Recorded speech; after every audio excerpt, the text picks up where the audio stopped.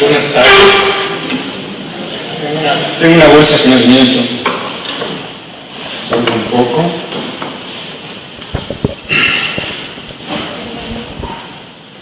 Tengo aquí unos apuntes, un segundito.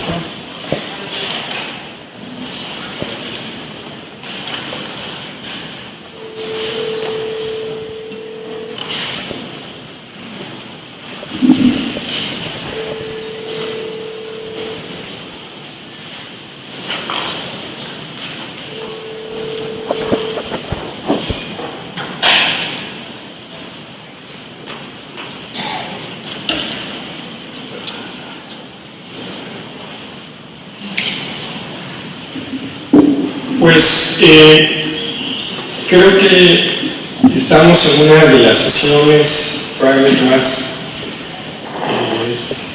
me siento muy honrado de estar con ustedes, no solamente por la invitación del instituto, de la doctora Patricia Galeana y de quienes dirigen este instituto que tanta presencia ha tenido en estos últimos años del bicentenario, sino además por el tema. El tema es particularmente significativo. Voy a hablar de la mismísima Constitución. En las clases, en las sesiones anteriores, en los diálogos anteriores que tuvieron ustedes con los expositores, se vieron diferentes aspectos previos a la Constitución de 1814. Entonces nos toca hablar ahora de una Constitución muy importante. La primera, y de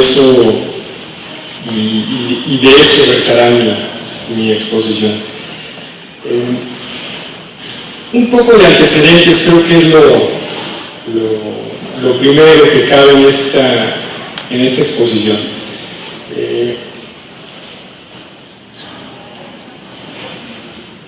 ¿Perdón?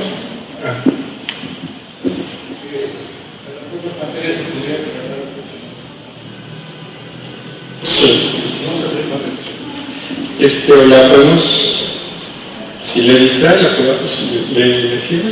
O si la distrae, la podemos suprimir. No se ve. Está borrosa.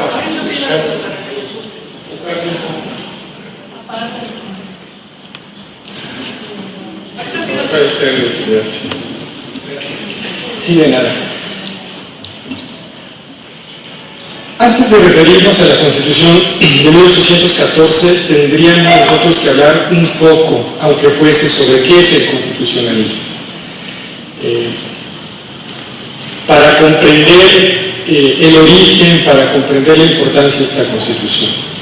El constitucionalismo es un movimiento que se da en torno al sistema jurídico de Occidente, y hablo de Occidente y estoy incluyendo a México y Latinoamérica, que tiene lugar desde finales del siglo XVIII hasta bien avanzado el siglo XIX. Es un movimiento que transforma todo el derecho occidental. Es un movimiento jurídico que obviamente tiene sus antecedentes en el movimiento de la Ilustración. Es uno de ellos, el movimiento ilustrado del siglo XVIII en Europa. No solamente es un movimiento ilustrado en Europa, también hay personajes ilustrados en América.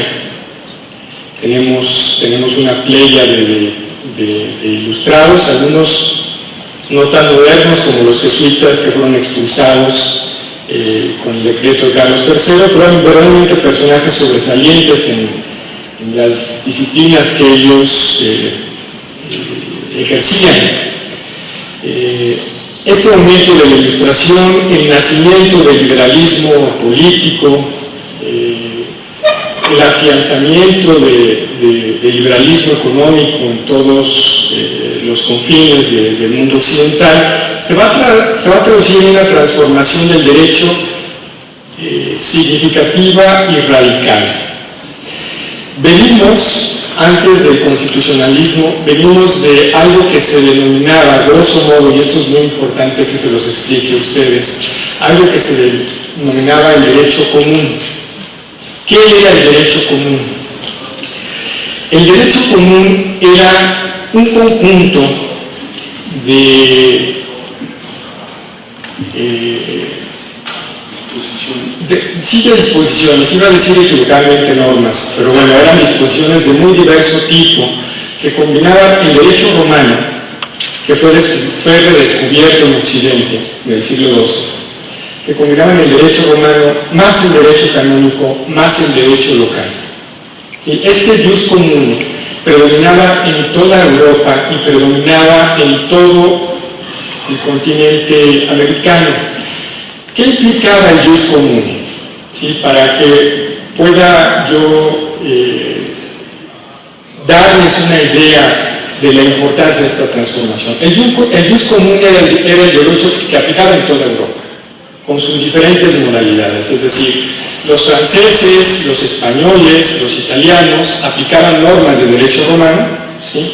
Aplicaban normas de derecho canónico y aplicaban normas de la monarquía española si se trataba de España, o de la monarquía francesa si se trataba de Francia, etc. ¿Sí? Este era el jus comune. Había un conjunto de normas comunes que compartían todos los europeos y obviamente sus reinos de ultramar. En este caso me refiero al continente americano. Este era el jus comune. El jus comune normalmente no era un derecho codificado. Es muy importante tener presente esto. No era un derecho codificado. Voy a poner el cronómetro para no excederme. No estoy tomando llamadas. ¿Sí? El jus comune, les decía, no es un derecho codificado. En consecuencia, los abogados iban a los tribunales y citaban normas de derecho romano, normas del jus comune, para ganar sus casos. No había un código. Aun cuando ya había principios de codificación, como en el caso del derecho inquisitorial, es decir, el derecho inquisitorial se fue formando desde el siglo XIII hasta el siglo XIX, que es el momento en el que desaparece el derecho, la Inquisición de Europa, a través de una serie de disposiciones que emitían los inquisidores y en algún momento se compilaron en un libro, pero no tenían la característica de lo que nosotros ahora conocemos como un código, como una constitución. Aun cuando había libros que reunían el derecho inquisitorial o el derecho comune, el jus comune, no estábamos hablando propiamente de una codificación del derecho.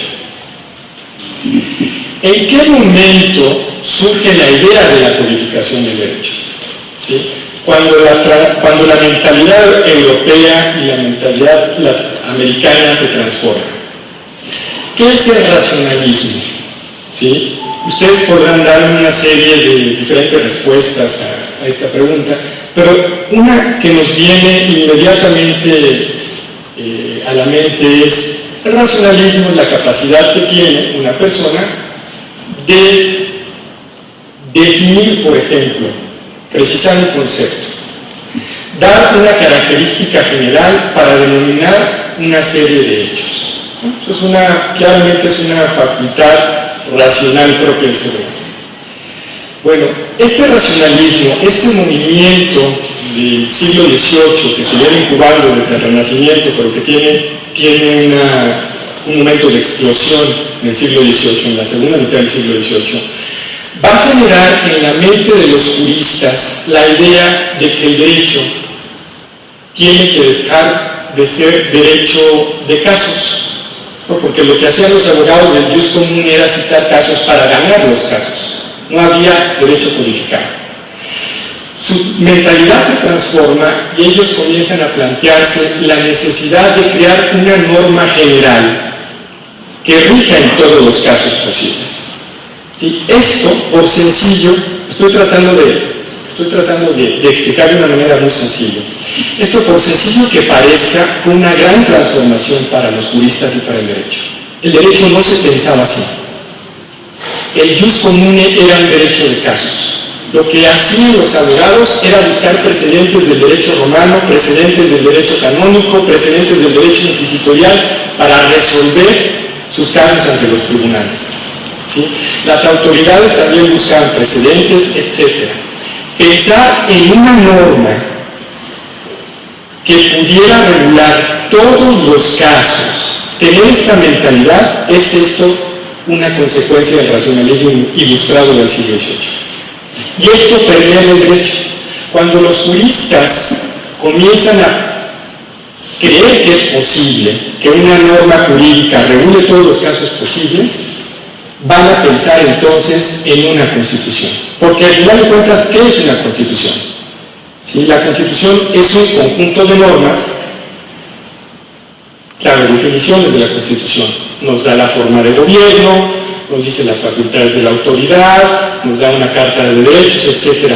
Pero lo que subyace en esa mentalidad es que esa norma puede regular todo. Y esto solamente es posible en la mentalidad de los ilustrados. Esto no era posible antes de finales del siglo XVIII. Tenemos que presenciar primero esta transformación de las mentalidades para que pueda nacer el movimiento constitucional. Sí me explico esto y por qué es tan importante. A nosotros nos parece bien evidente. Es decir, estamos acostumbrados a ver una constitución, estamos acostumbrados a ver un código civil, un código penal, pero llegar a conceptualizar la posibilidad de crear un código civil o una constitución, es decir, una norma que rigiera todos los casos, era algo verdaderamente novedoso. Nunca antes se había dado en la historia del pensamiento jurídico occidental. Esto es muy importante que lo tengamos presente. El movimiento constitucionalista, en consecuencia, es un movimiento que abarca a todo Occidente, y aquí es donde comienzo a hacer la crítica a aquellos que han dicho que la Constitución de Apatzingán es una vil copia. Claro que no lo es, ¿sí? No solamente por contradecir a Venegas, ¿verdad? Al virrey, Calleja, ¿no? No solamente por contradecir a Calleja, que emitió un bando donde decía que esa constitución era una copia de la que habían hecho los franceses, no lo digo por contradecir a Calleja. Ciertamente los juristas de finales del siglo XVIII y principios del siglo XIX se estaban educando bajo preceptos racionalistas, y el precepto racionalista les exigía la creación de una norma para regular todos los casos. La norma jurídica por excelencia sería entonces la Constitución y sus códigos. Esto fue un cambio trascendental, importantísimo, nunca antes visto en Occidente. Y todos los juristas se están formando en esta tradición. Por eso digo que es un movimiento jurídico que permea todo Occidente, es un movimiento jurídico transnacional. No era patrimonio de Francia, no era patrimonio de los Estados Unidos, aunque ellos fueron los primeros países que emitieron constituciones. Estados Unidos en 1787 emite su primera constitución federal, tiene antes constituciones locales, y Francia promulga su primera constitución en 1791, donde todavía reconoce el poder del rey. Esto no quiere decir que sean los únicos países donde ya se estaba enseñando el racionalismo. Este era un movimiento transnacional que desbordaba ciertamente a los Estados Unidos y a Francia. Llegaba a España, llegaba a Alemania, llegaba a Italia, con todo que Italia tenía grandes dificultades para constituir una república por la presencia del Vaticano. Dicho esto, que es muy importante, que nos inserta en la tradición jurídica de Occidente, podemos entender por qué es tan importante la Constitución de 1814. Porque es el primer documento que expide la nación mexicana dándose una Constitución. Y digo nación mexicana porque hay que distinguir nación de Estado. La nación es el conjunto de la población que comparte una historia, un pasado, un futuro común, que tienen una serie de ideales comunes, como decía Ortega y Gasset. La nación es una identidad esencialmente antropológica, sociológica, no es un concepto jurídico. El Estado sí es un concepto jurídico. En este caso vemos que un segmento de la nación mexicana, no podemos hablar de qué era toda la nación mexicana, bueno, tampoco podríamos decir que Peña Nieto es el presidente de todos los mexicanos, ¿verdad? Y hay quien no estaría de acuerdo. Bueno, no lo sé. Pero fue más difícil la elección del 2006, ¿no? Pero bueno, ¿a qué voy con esto? Un segmento de la población mexicana emite esa constitución.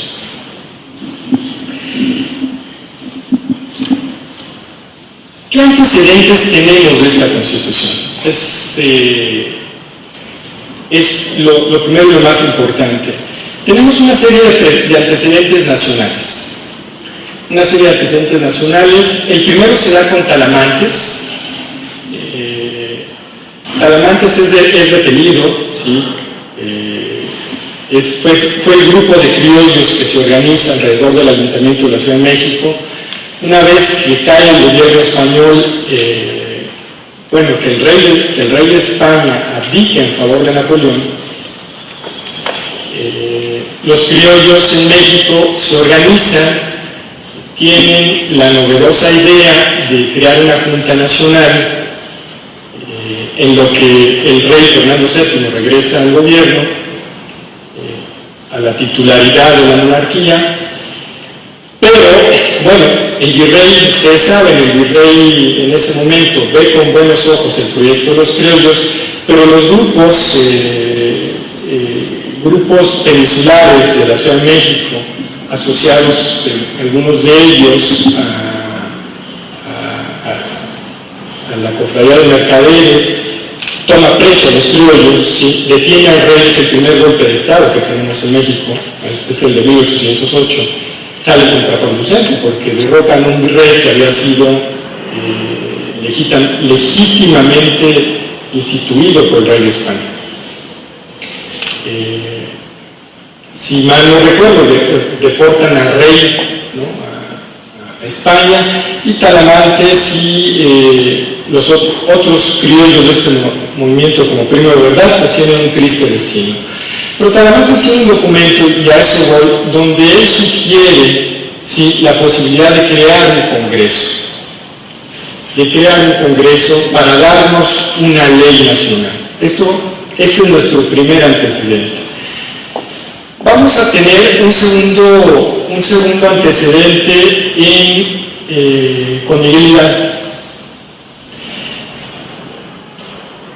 La primera impresión que tenemos del movimiento de Miguel Hidalgo es que es un movimiento muy desordenado, ¿no? Bueno, hay quien todavía hasta estas alturas del partido celebra que Miguel Hidalgo haya sido derrotado, ¿no? Conozco más de una persona que celebra esto, porque bueno, pues llegó a Guanajuato y fue la barbarie, sí, fue una barbarie. Llegaron a la Ciudad de México con 100,000 personas, eso no era un ejército, de eso todos estamos convencidos, no se trataba de un ejército, eran 100,000 personas alarmadas que fue no refutando, se le fueron uniendo en el camino a la Ciudad de México.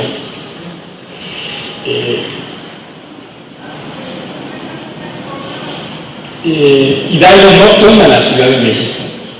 No toma la Ciudad de México. No sabemos la causa, no sabemos por qué Hidalgo no toma la Ciudad de México. Es desconocido. Hay varias hipótesis. Una de ellas señala que Hidalgo tuvo temor del saqueo de la Ciudad de México. Es muy probable que Hidalgo haya tenido este temor. Hay quien no se lo perdona, Allende no le perdona esto, Hidalgo nunca se lo va a perdonar.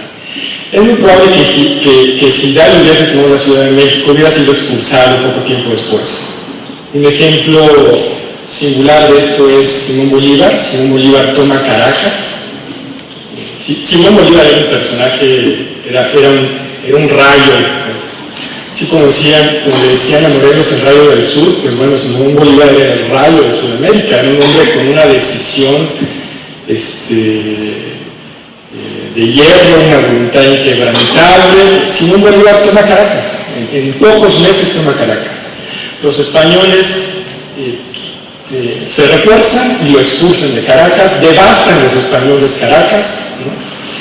Simón Bolívar se va a Jamaica, desde Jamaica regresa con una pequeña expedición, se mete a la selva, es un caso verdaderamente espectacular, vuelve a rehacer su ejército, retoma Caracas y lo vuelven a expulsar, y bueno, hasta que muchos años después se va a dar la coyuntura propicia para que Simón Bolívar pues finiquite la independencia de la región norte de Sudamérica. Muy probablemente hubiera pasado lo mismo con la toma de la Ciudad de México por parte de Hidalgo. Es muy probable, ¿sí? Es muy probable que lo hubieran saqueado, sí, indiscutiblemente sí. No hubiese corrido un destino distinto al de Guanajuato, probablemente no tan trágico porque no había una alhóndiga de granaditas. Muy probablemente sí lo hubieran saqueado. Es muy probable que los españoles hubieran expulsado a los rebeldes de la Ciudad de México poco tiempo después, como sucedió con Caracas. Pero en fin, por las razones que haya sido, por el respeto incluso que Hidalgo haya tenido a la Ciudad de México, esta no se toma. Me recuerda, haciendo un breve paréntesis, un cuento de Borges, un cuento de Borges que viene en el libro de la Aleph. Borges narra cómo los bárbaros se acercan a Roma.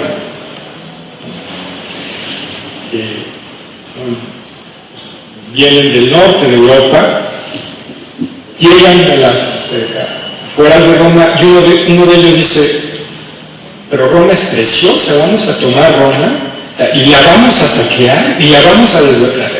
No, ¿saben qué?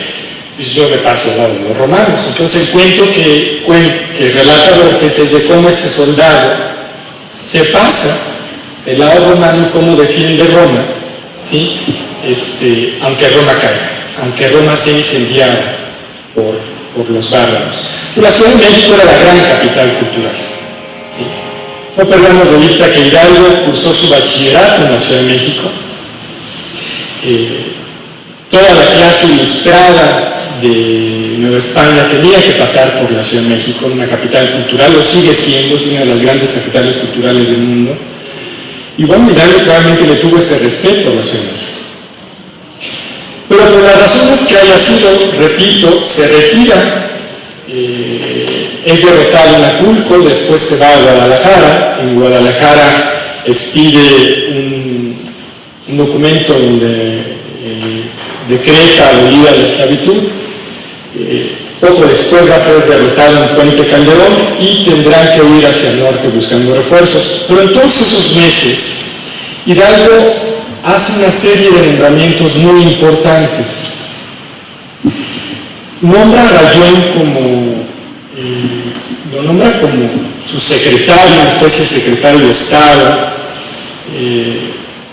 Después de Puente Calderón le da la batuta directa a López Rayón, pero también le nombra a Morelos como jefe de las fuerzas militares del sur. Él expide, está la carta, la tiene Rejón Peredo en su compilación, y bueno, otros historiadores. Hidalgo emite la carta donde le dice a Morelos: usted es el jefe de las Fuerzas Armadas del Sur. Hay un mandato directo de Hidalgo hacia Morelos. Y hay otro mandato directo hacia muchos otros generales. Uno de ellos, por ejemplo, es Hermosillo, ¿no? A quien le da el mandato de irse al noreste del país, ¿no? Por eso se llama así la capital de Sonora, Hermosillo, por este general, que dicho sea de paso les dio una gran batalla a los españoles. Hay pues una línea de mando directa que viene del líder popular. Hay un líder popular, y este indiscutiblemente, con todos los errores que cometió muchísimos, entró en una crisis también existencial muy grande, no era un cura y se cometen atrocidades durante la guerra, era algo muy difícil de sobrellevar para él, pero con todos sus defectos hay una línea de mando directa hacia algunos de los principales líderes militares de la guerra, como son López Rayón, como son Morelos, como es Hermosillo también. En un documento que tiene Morelos, Hidalgo se manifiesta de acuerdo con la constitución de un Congreso. Por eso decía que hay que pasar de la primera impresión que tenemos de Hidalgo como un movimiento desorganizado. No pudo organizarse, ni siquiera tuvieron un año para hacerlo, es decir, no tuvieron tiempo de organizarse, tuvieron que declarar la guerra la noche, ¿no?, en esa madrugada del 16 de septiembre, porque si no iban a correr el mismo destino que los criollos del Ayuntamiento de la Ciudad de México. Era el temor de todos ellos. Sí, los habían metido a la cárcel y los habían matado. Entonces ellos sabían que si eran detenidos iban a correr exactamente el mismo destino, nadie se las iba a perdonar. Entonces cuando se dan cuenta de que su conspiración, que necesitaba más tiempo, es descubierta, pues se acabó, no tenemos otra oportunidad, no vamos a correr el destino que corrieron los criollos del Ayuntamiento de la Ciudad de México, y declaran la guerra. Claro, se entiende que la guerra se declara entre estados, aquí era un movimiento popular. Y por eso es el grito de Dolores. Pero en esta marcha, en esta serie de triunfos iniciales y después derrotas, en esta serie de nombramientos que se va dando durante la marcha, Hidalgo está de acuerdo en que debe haber un Congreso. ¿Sí?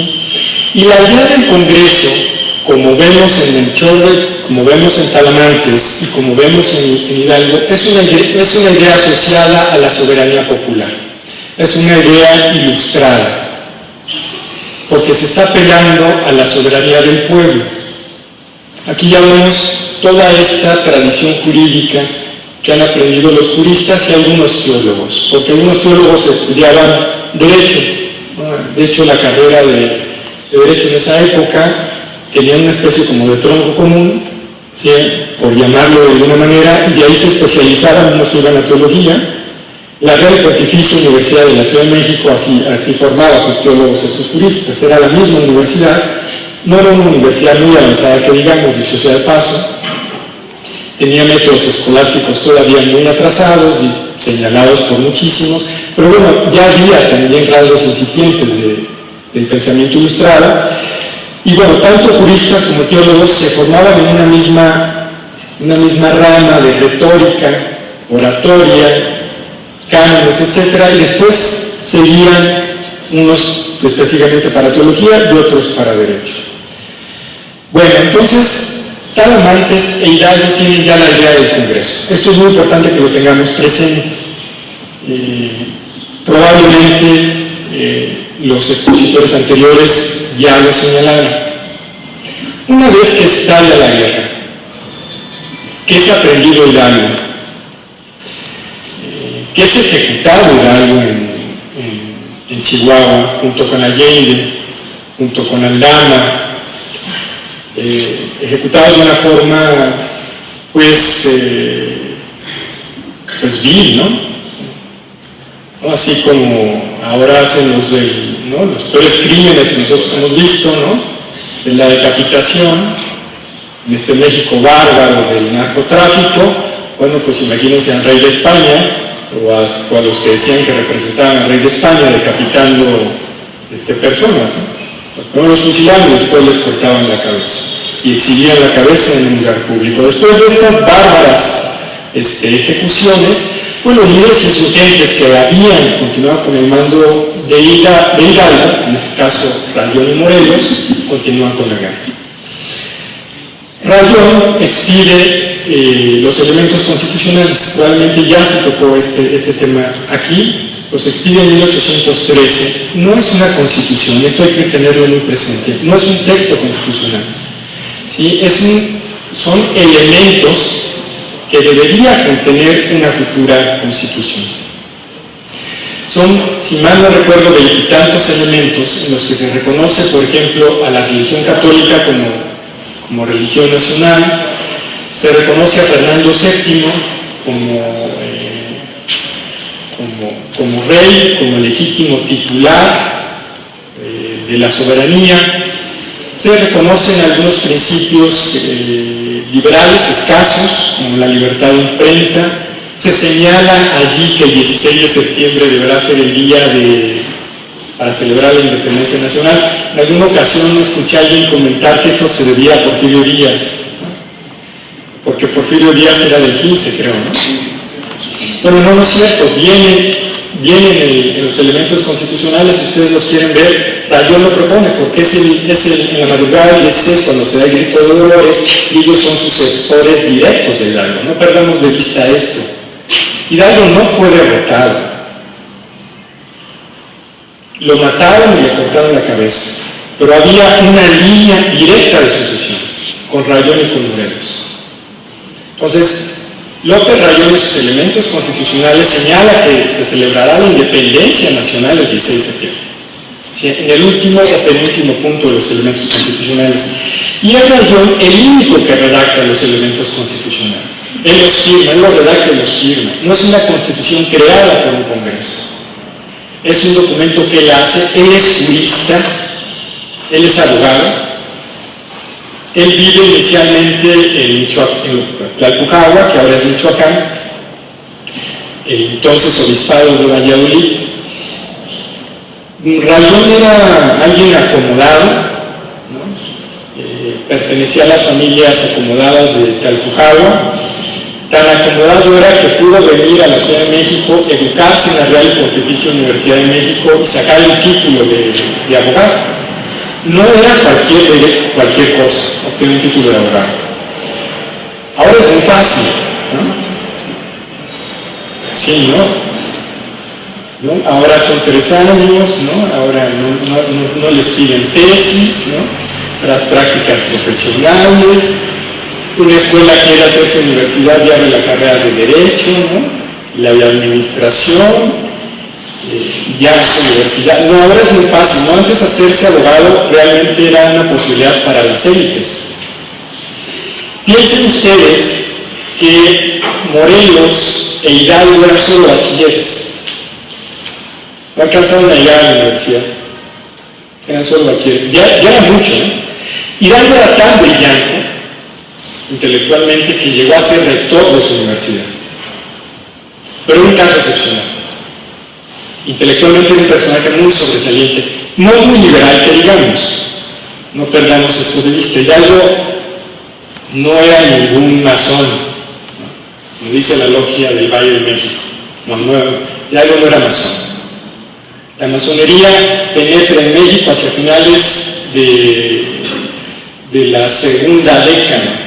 Sí, Hidalgo no era ningún masón, era un teólogo formado en la tradición escolástica real, de una escolástica relativamente crítica, pero en su biblioteca, conforme al juicio inquisitorial que se le hizo, no se encontró ni a Montesquieu ni a Rousseau, no se encontraron esos textos.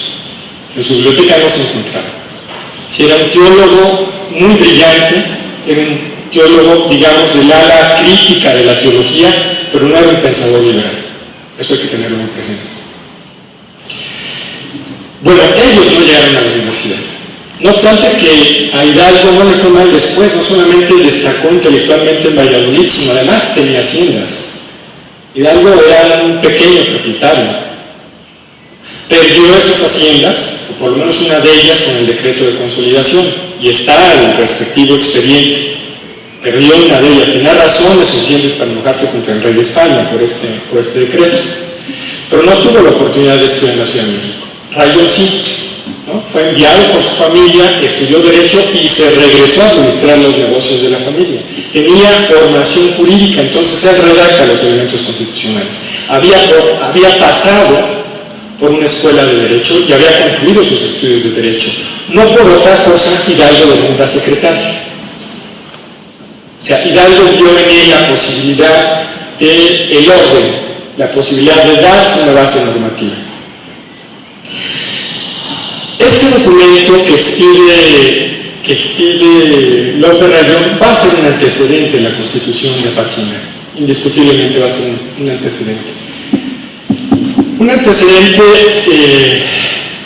de solo un año, es decir, es poco más de un año de diferencia de lo que tienen los elementos constitucionales con la Constitución de Apatzingán. pero es un antecedente importante. No podemos dejar de reconocer que Rayón es nuestro primer constitucionalista, pero no redacta nuestra primera constitución. Son dos cosas diferentes. ¿Sí me explico?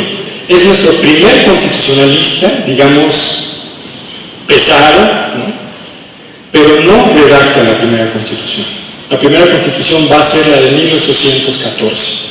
Y entramos al debate sobre su vigencia, que a mí me parece un debate muy interesante, pero eso solamente lo puedo hacer un poco más adelante. La idea del Congreso sigue latiendo, ¿sí?, en el corazón de todos los insurgentes.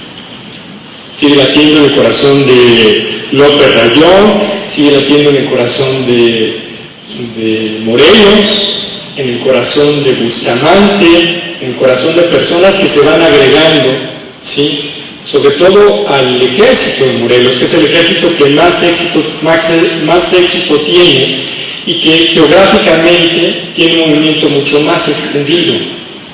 Si Morelos va, imagínense lo que es el sur de Veracruz, parte de Puebla, todo Oaxaca, todo Guerrero, parte del Estado de México, indiscutiblemente es el movimiento que más expansión geográfica tiene y recluta a una serie de elementos brillantísimos.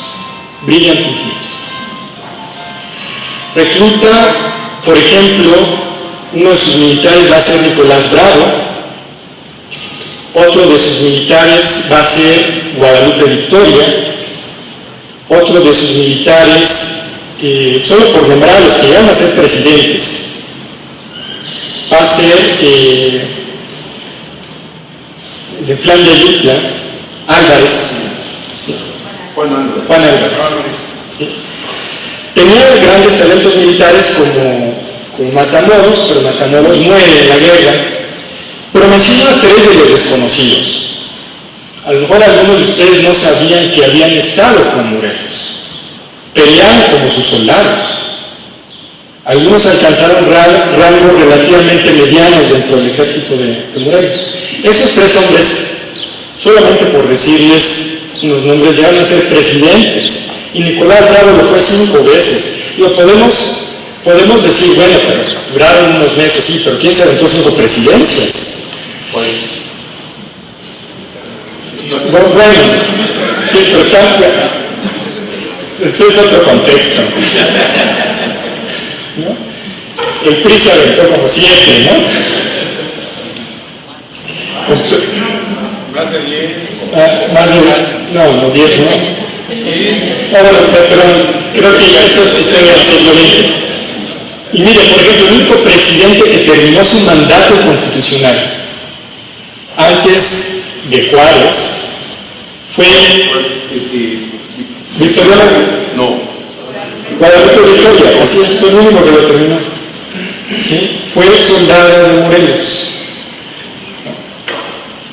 Bravo se fue del lado conservador y fue 5 veces presidente. Imagínense nada más el carisma, el talento militar y además jurídico que sí tuvo Morelos como para reclutar a esta serie de personas. Entonces, bueno, en todos ellos latía, ¿sí?, en su corazón latía la idea de crear un Congreso y crear una Constitución. ¿Los desconocidos? ¿Cómo los desconocidos? No señalar los total. Bueno, es que hay muchos, mire, que no sabemos realmente cuál fue el destino. Yo no conozco el destino de muchos de ellos. Por ejemplo, a ver si me permite, tengo una lista de...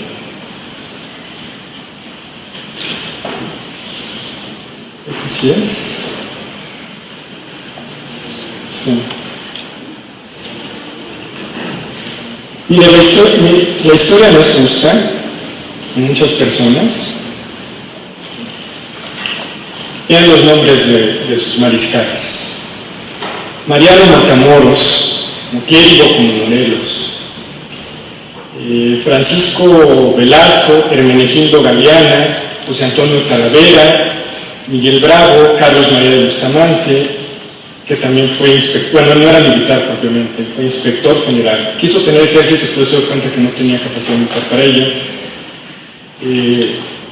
Felipe González, Antonio Galeana, Ramón Sesman, Julián de Ávila, José Vázquez, Ponciano Solórzano, Nicolás Bravo, que era brigadier, José Antonio Bárcena, Salto, Félix Ortiz, José Herrera, Jacinto Álvarez, Salto, Benito Rocha, Victoriano Maldonado. ¿Cómo está Juan Álvarez? Aquí está Juan Álvarez, Pascual Flores, Nazario Aparicio, en fin, muchos de los que ya no sabemos realmente qué pasó con ellos. Algunos pudieron tener triunfos, otros se retiraron a la vida privada, otros se fueron con el indulto que les ofrecieron, en fin.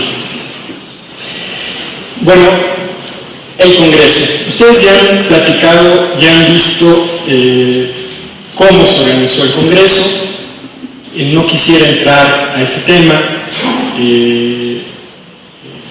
porque ustedes tuvieron una sesión sobre el Congreso, sobre la Declaración de Independencia. El Congreso inicialmente se reunió en Chilpancingo, hay un reglamento, hay una serie de sesiones, se nombran vocales al Congreso, se emite una declaratoria de independencia, muy importante, en noviembre del 13, y vamos a llegar a la Constitución de 1814. Y doy el salto porque estimo, por razones de tiempo y además de que ustedes ya vieron esto, que es el motivo central de nuestro tema. Se expide el 22 de octubre de 1814 en Apatzingán. Está firmada por 11 personas. Hay algunos ausentes que no pudieron estar, como López Rayón, el mismo Cos y el mismo Bustamante están ausentes. Bustamante, que tuvo una participación muy importante en la elaboración de la Constitución. Bustamante, que era un admirador de Morelos, escribe la primera biografía importante de Morelos, la escribe Carlos María de Bustamante, un escritor prolífico, un jurista, también estuvo varias veces en la cárcel. Se expide la Constitución de 1814. ¿Y cómo era esta Constitución? Vamos a entrar al terreno de lo jurídico, ¿no? Ya vimos que tiene una clara línea de sucesión en Talamantes, en Hidalgo, en Morelos, hay un antecedente con López Rayón, y esta sí es una Constitución expedida por un Congreso diminuto, ¿sí? Un Congreso de apenas 15, 16 vocales, 4 de ellos no pueden firmar la Constitución, pero también consideremos que no están representadas todas las provincias, porque algunas estaban completamente controladas por los realistas. Entonces tuvieron participación en la Constitución de Apatzingán solamente las provincias donde había presencia militar de los insurgentes. Esto explica el por qué eran solamente 16 o 15 vocales, solamente 11 la firman. Esta es la primera razón, pero es un Congreso, ¿no? Hubo un reglamento de cómo elegir a los representantes, ¿no? Todas las constituciones han tenido su propio reglamento, y este lo tuvo. Se siguió una formalidad jurídica elemental, muy avanzada y con grandes dificultades. Imagínense hacer una constitución en pleno estado de guerra. ¿Y qué características tiene esta constitución? Es la primera pregunta que yo me haría. Es una constitución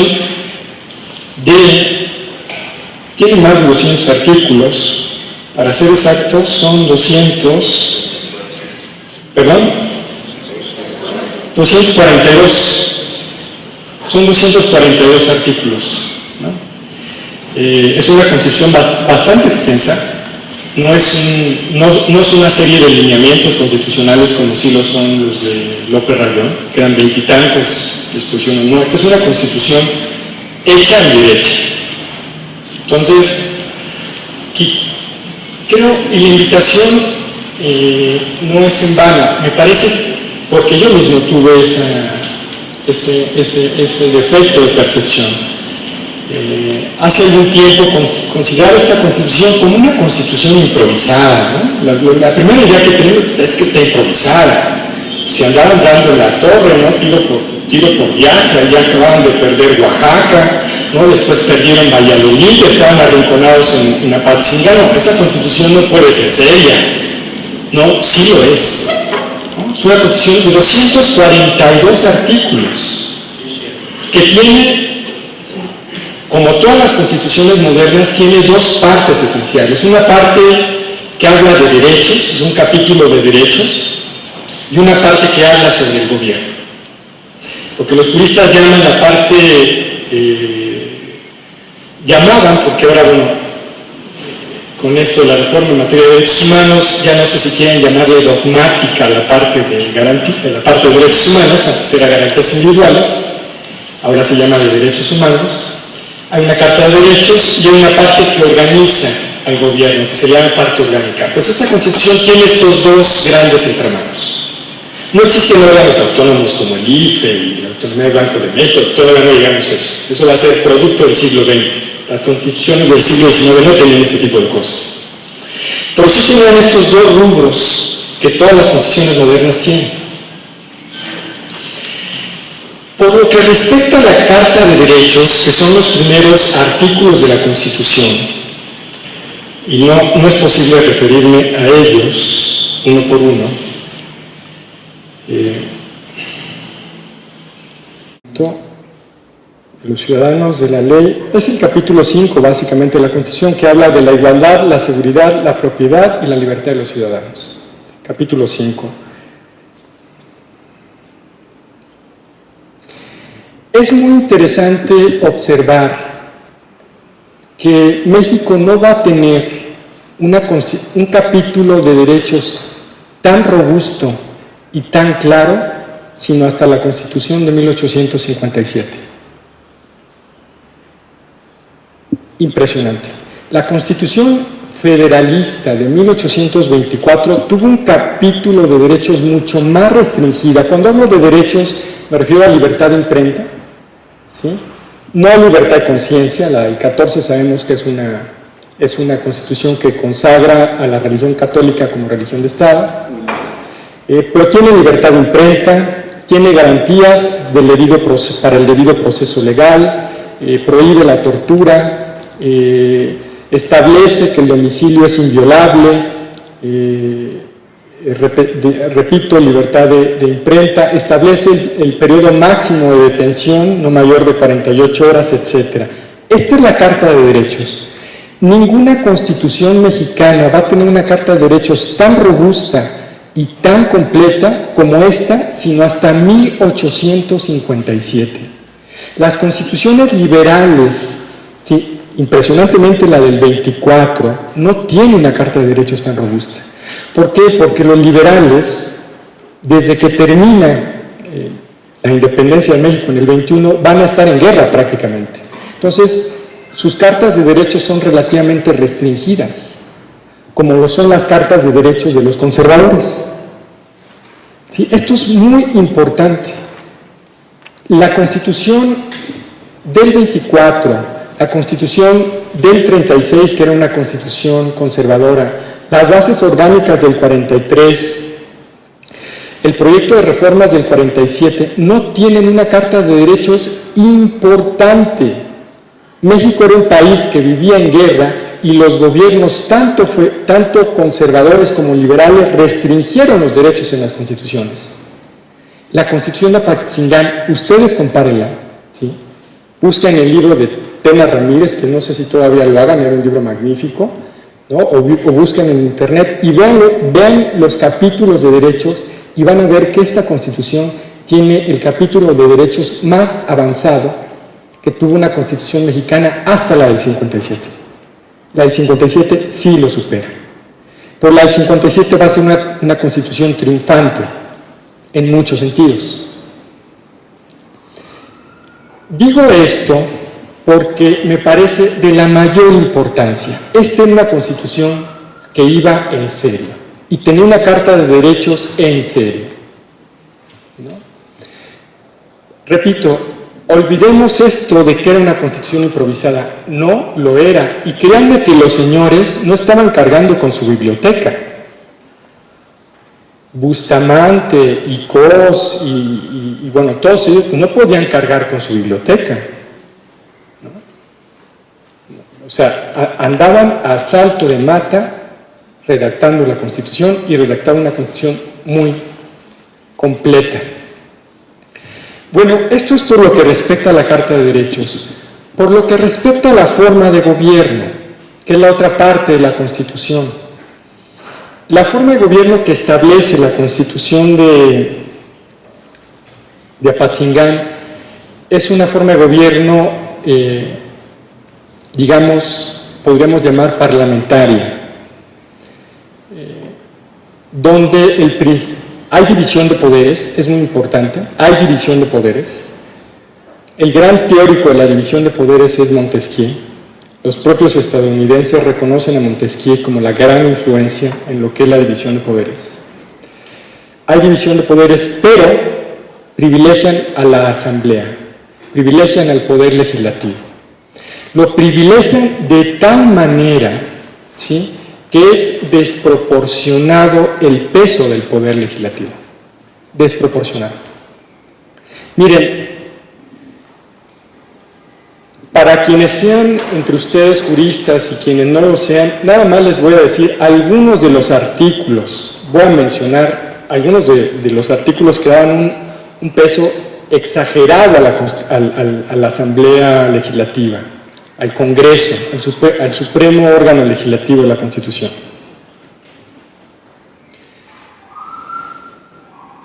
El Congreso nombraba a los secretarios de Estado.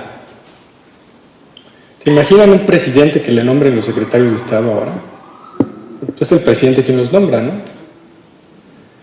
El Congreso nombraba a los secretarios de Estado, nombraba a los integrantes del Tribunal Supremo de Justicia, nombraba a los integrantes del tribunal que hacía el juicio de residencia, nombraba a los generales de división. ¿Se imaginan a los legisladores discutiendo quiénes iban a ser los generales de división? Ahora sabemos que el general de división en los sistemas presidenciales los nombran los presidentes y se acabó. Bueno, era el Congreso, y dice en la Constitución, ustedes la pueden revisar, que la Asamblea Legislativa nombraba a los generales de división, establecía el número, ¿sí?, de las Fuerzas Armadas. No podía decretar la guerra el presidente, la tenía que decretar el Congreso. Esto sí es verdaderamente un exceso, ¿sí? Cuando la guerra muchas veces entre estados nacionales es producto de una situación de emergencia, tiene que haber un mando único. Bueno, la Constitución de Apatzingán delegaba este poder en el órgano legislativo. ¿No les parece esto verdaderamente un exceso parlamentario? Bueno, que quisieron copiar a la Constitución de Estados Unidos, pues no, allá tenían un sistema presidencial, ¿no? Que quisieron copiar a la Constitución de Cádiz, pues tampoco, porque la de Cádiz seguía reconociendo el poder del rey, el poder constitucional sí, pero el rey seguía siendo el titular del poder ejecutivo. Ciertamente los constituyentes de Apatzingán estaban aprendiendo, ¿no? Establecieron un poder ejecutivo, vean nada más, de 3 personas. Hay poderes ejecutivos multipersonales, todavía existen algunos en el mundo, son realmente excepcionales. Suiza tiene uno integrado por 5 personas, pero realmente Suiza es un caso excepcional ahora, porque Suiza tiene a 5 diferentes grupos nacionales. Entonces tiene esta necesidad, es una nación multinacional dura, multinacional de naturaleza exacerbada. Imagínense un titular del Poder Ejecutivo dividido en 3 personas. Al principio, el Congreso nombra generalísimo a Morelos. Llega al extremo de declararlo Alteza Serenísima, título que rechaza Morelos. Ya cuando promulga la Constitución del 14, divide al Poder Ejecutivo y lo divide en 3 personas. No le entrega el Poder Ejecutivo a Morelos. Parece que le tuvo miedo a Morelos. No sabemos bien a bien qué sucedió. Probablemente había alguna diferencia desde luego que había una diferencia entre varios de los líderes militares, pero concentrándome en la Constitución, crea no solamente un poder ejecutivo débil, sino además lo fragmenta en 3 personas. Algunos otros aspectos rescatables de la Constitución del 14, para no extenderme porque ya llevamos 1 hora, establece el principio de inviolabilidad de la Constitución, un incipiente principio de inviolabilidad. Deben ustedes tener presente, quienes no sean juristas, que las constituciones contemporáneas, modernas también, esta es una constitución moderna, señala que no pueden perder vigencia. Y la Constitución de Apatzingán tenía un principio incipiente de inviolabilidad, que no viene al caso mencionar, está casi al final de la Constitución. Ahora bien, el gran punto de debate. ¿Por qué hemos criticado tanto esta Constitución? ¿Por qué hay personas que llegan al extremo, historiadores, juristas, de decir que esta Constitución no fue vigente? La vigencia de la norma, ¿sí?, implica que sea obligatoria. Después de la promulgación de la Constitución hubo un Congreso, hubo un Poder Ejecutivo integrado por 3 personas. Fueron Morelos, Cos y Lisiaga, que después se pelearon. Bueno, pero eso tenía que pasar con un Poder Ejecutivo hecho de 3 personas. Hubo militares que nunca desconocieron la vigencia de la Constitución del 14 como Guerrero. Hubo nombramiento de jueces para los tribunales que establecía la Constitución. Entonces, ¿por qué decimos que no fue vigente? Fue vigente en el territorio insurgente, sí es cierto. No era todo el territorio del país, pero tuvo una vigencia territorialmente delimitada, pero no quiere decir eso que hubiese sido menos obligatoria para quienes la juraron, para quienes la promulgaron y para quienes la juraron. Este ha sido un constante error histórico de juristas y de historiadores. Señalar que esta Constitución no fue vigente. Sí lo fue, tuvo actos de aplicación concretos, concretísimos. Se nombró a un Congreso después de su promulgación, se nombró a los titulares del Poder Ejecutivo, se nombraron a sus jueces, se creó una bandera, se estableció el escudo nacional del águila. Bueno, fue con base en la Constitución, lo estableció el Congreso. Cuando un texto jurídico tiene actos de aplicación concretos, es porque es vigente. Si no, ¿qué es? No fue solamente un texto legal que ahí se quedó. Esto me interesa resaltarlo de manera particular, porque me canso, así como nos cansábamos de leer, de escuchar año tras año que tenían que reelegir a los diputados porque el poder legislativo tenía que fortalecer. Yo lo escuché 20 años, ¿no? Bueno, llevo 40 escuchando que esta Constitución no fue vigente. Sí lo fue. Tuvo actos de aplicación concreta en el territorio donde los rebeldes tenían gobierno. Territorialmente no rigió en todo el territorio de Nueva España, pero fue obligatoria para quienes la juraron y tuvo actos de aplicación. Fue la primera Constitución mexicana, no fue la Constitución del 24. La Constitución del 24 sí fue la primera Constitución para todo el territorio, eso sí, y tuvo otras particularidades, pero la primera Constitución mexicana es esta, la de 1814. Un elemento más, la soberanía popular. En su primer artículo, la Constitución del 14 dice que la Constitución emana del pueblo, ¿sí? Que la soberanía reside en el órgano legislativo. Bueno,